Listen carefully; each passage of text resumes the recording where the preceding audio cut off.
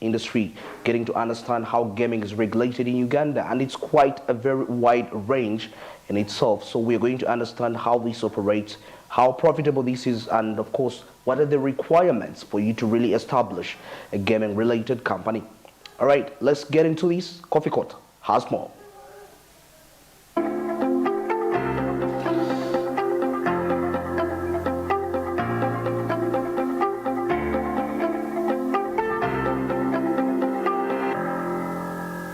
Well, the lottery and gaming sector is one of those two critical sectors that plays a very fundamental role in the development of this country. I know that we had a number of issues arising from not any other sector, but also this sector.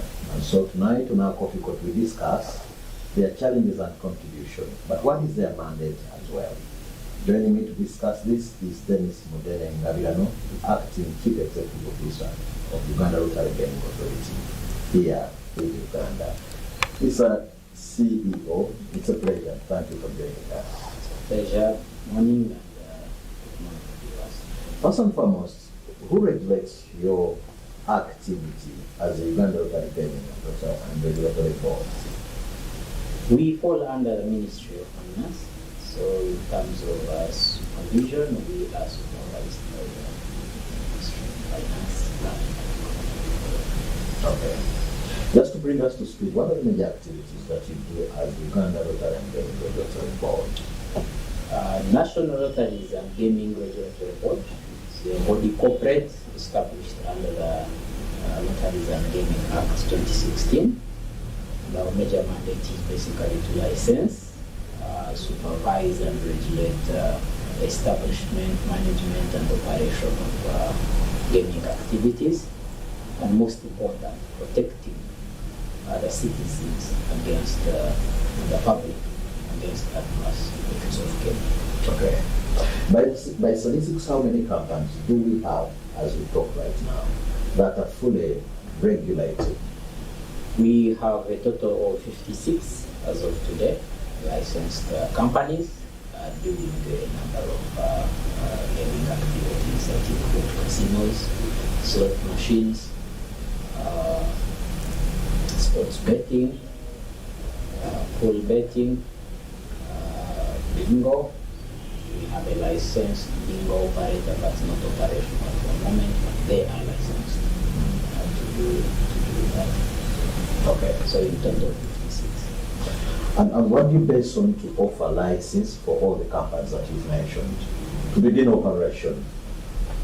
To begin operation as a casino, sports betting, or whatever license we issue, one, you must be a registered company here in Uganda. We have all the requirements a registered company requires. You must be registered with URA. Some of our categories like casinos, registered with FIA, and upon satisfying the registration of the company, then you do apply. We have quite a number of requirements we need, like your business plan, your CSR plan. You have to ensure that you meet the minimum capital requirements. Each category has a minimum capital requirement that is required for you to undertake business in this sector. Okay. And upon evaluation and scrutinizing your documentation for key employees, we also license key employees, so you must have Interpol letters so that we know that you are of person of integrity conducting this high-risk business. And then upon satisfaction of all the documentation, before we issue you a license, you take out a bank guarantee that is in our favor. And that bank guarantee is 500 million. Isn't that too much? If even labor companies don't charge beyond that, isn't that too much? And isn't that a point of discouraging Ugandans to engage in such a lucrative business like this? This is a very high-risk business. So I don't think, in my opinion, that that's too much. How risky is it? Recently, we had a BLQ scandal that you are aware of. Yes, I am. If I may use it as an example, Please. you've come, you've set up your business, you've set up a website, people are depositing money in the e-wallet, and tomorrow you wake up and close and you run away. You see how risky it is. So if we don't have a fallback position, then you have scammed the public that has trusted you to do business with you. Yeah, so basically, it's a high-risk business in that the company collects money from the public. The form of gaming we are seeing now that is popular is the online gaming, where you have to register on an application, a website, you create an e-wallet, you deposit money, and you regularly do your betting as and when there are games. So basically, the company has collected money from the public. So we have to ensure we put safeguards to ensure that the people's money is safe. This sounds to be a foreign business. Is that so? Yes, majority of our operators are foreign. However, in 2019, there was a cabinet directive, especially on sports betting, that we only give licenses, especially for sports betting, to nationals. And currently, we are not giving new sports betting licenses to foreign companies. And why so? There is a cabinet directive that we need to ring-fence it to only nationals. Okay. You said this is a very risky business. But what makes it that risky? That is something you should give a clear attention to on a daily basis. This is a game of chance. It can go either way. You have a company you set up and you have odds out there, for example, Express Football versus Soccer Club Villa. Either the public that is betting against the company can win, maybe say 1 billion Ugandan shillings. And if the company does not have enough capital, then it might pay out and fail to pay out other people and closes. So there is high risk in terms of liquidity, in terms of cash flow. So that's the angle we look at it as a high risk. It can go either way. Company can win, but we've seen some companies who have run out of business because they can't pay out the people after winning. Okay. If I do what you say, it's a game of chance. Why would we put all our interest in a chance-based business like this for a country like Uganda, Mr. CEO? Well,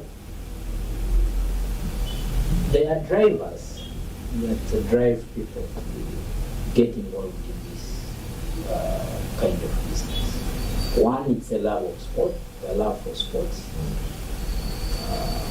Being hopeful that I can stake 1,000 and earn 2,000. And world over, gambling is a legal business in most countries. Some countries that had earlier actually decided to ban gaming because of technology, they have decided to open up and instead put in place a strict legal framework to ensure they do supervise and respect this sector. Because with technology now, I can sit here and bet on the UK sites. Why? Because there's integration in payment systems. I can use my debit card, credit card to bet on the UK site. So it's something that we have to accept that it is here and find a better way to regulate it. So such a game cannot be in place without rules and regulations. What are some of, now that you said it's first of all a risk business, but also it is a game that involves a number of things.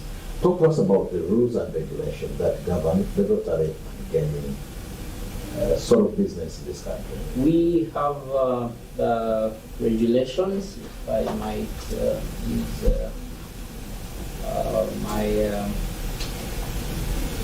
we have a set of regulations put in place in 2017. Okay. We have the minimum capital requirements regulation. We have the licensing regulations. We have the gaming machines regulation. We have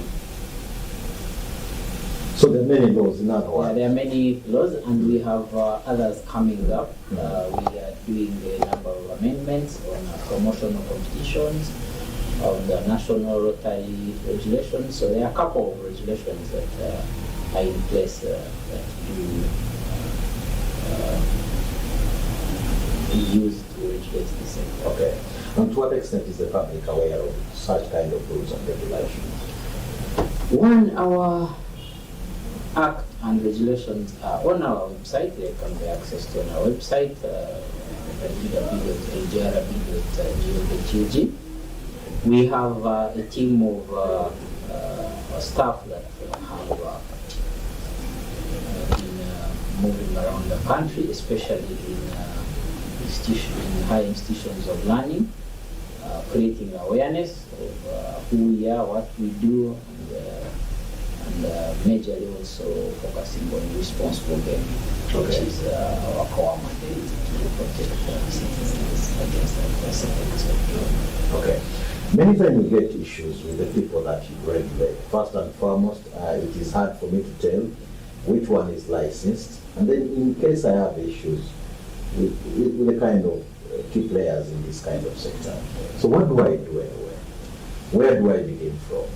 And how do I know that this is purely a licensed company? When we finalize our licensing process, we do gazette these licensed companies. And we also upload a list of licensed companies on our website. In case you want to confirm, which I'm glad now people are doing, we have a toll-free line that we do give the public to call and find out if company X is licensed, and we have people now trying to find out. We also post these companies on our social media pages, which actually we realize most of the youth do access. So yes, they are based on our website, our social media, and we have copies as well. You hit on the BLQ, but I'll ask you to expound more on this. What could have led us to this kind of matter? Because it's a current matter, and the public needs to, of course, hear from authoritative people like you. What has led us to this point, the BLQ football matter?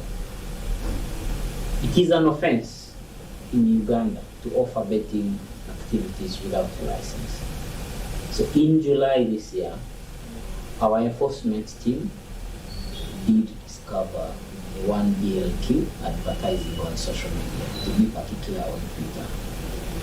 And upon that discovery, we did engage them on social media to stop offering these betting services without a license. Okay. But their response was not a good one. Jokingly, they asked us to also sign up quietly and also do business with them. So did you also sign out quietly?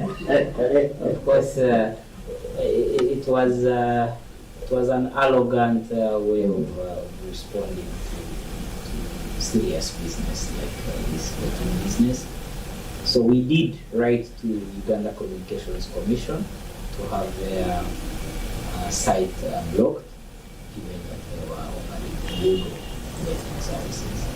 What we discovered later is when we logged to UCC, they were running a domain name or URL BLQ 66.cc.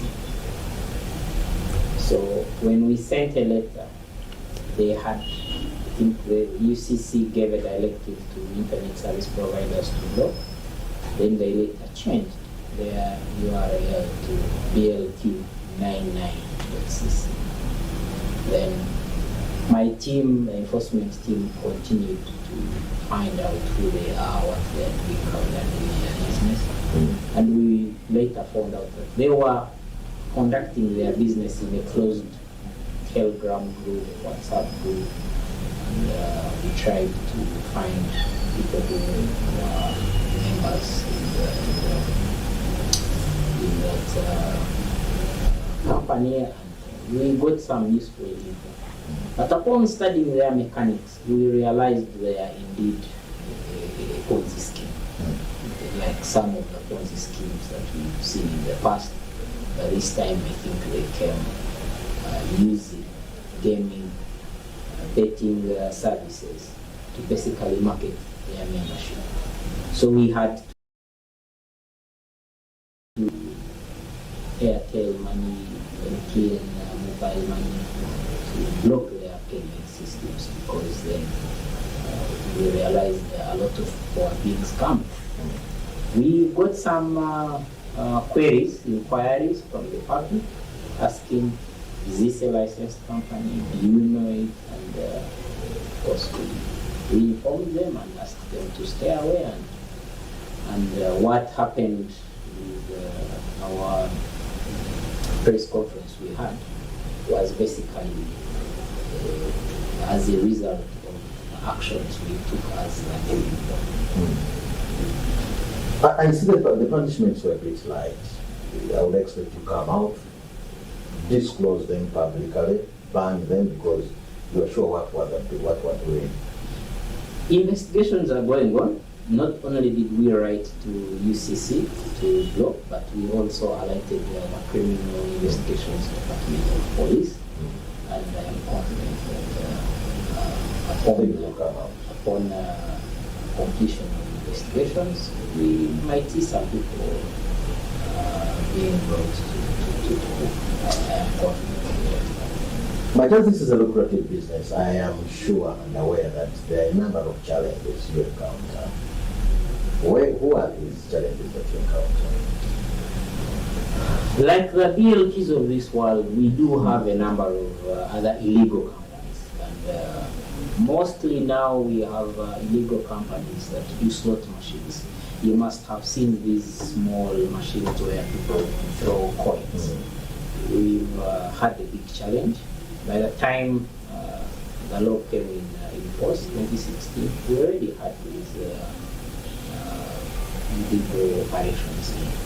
But we've tried to engage some of these companies. I can confidently say since 2020, we've brought 5 illegal companies on board as legal. And we continue to do that kind of approach.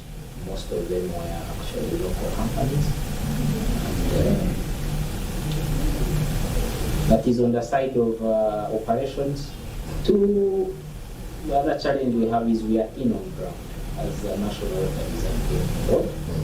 Our structure calls for 51 staff, but currently I have 36. The others are not in place because of budget. So, like you rightly put it at the start, gaming has spread all over the country. So there is need for us to have presence in at least all the regions of this country. Yeah. What does this contribute to the economy of Uganda? We've seen a tremendous increase in revenue generation in the sector. In 2020-2021, revenue collection was 43 billion. That was during COVID. 21-22, which is last financial year, the gaming sector contributed 110 billion to the government. For this current financial year, this just quarter, we ended quarter 1, collected projected 38 billion. So the gaming sector quite makes a significant contribution to Rwanda's economy. Okay, any points of regret as we plan to sign out? Areas of regret from the chief executive's perspective. One, I say it's quite unfortunate because we received quite a number of calls from the public, especially young people who had invested their money in BLQ. And we regret that they have been cheated of their money. But like I said, we working with other government institutions, we will keep our heads high and believe that we will get to the bottom of this scandal. Are you saying the money can be refunded, or they should just go to bed and sleep and forget? I can't confirm that until the authorities that have the mandate to do what they are supposed to do finally come out and tell us what is next. But for us as the gaming board, we will continue to sensitize the public and also encourage people that betting is a leisure activity. It's not a get-rich scheme. It's not a money-making venture. It's entertainment, and we want to tell them bet responsibly and bet with only licensed companies because it's the only way the board can protect their money. Okay. And they must know that betting is addictive and can be psychologically harmful. Thank you, Mr. CEO, Mr. Gabriel Dennis, for speaking to us on this coffee court. And definitely, I understand that this is one of the most lucrative business that contributes a lot, like we heard from the Chief Executive Officer. My name is Fred Makubia, and this is the Coffee Court.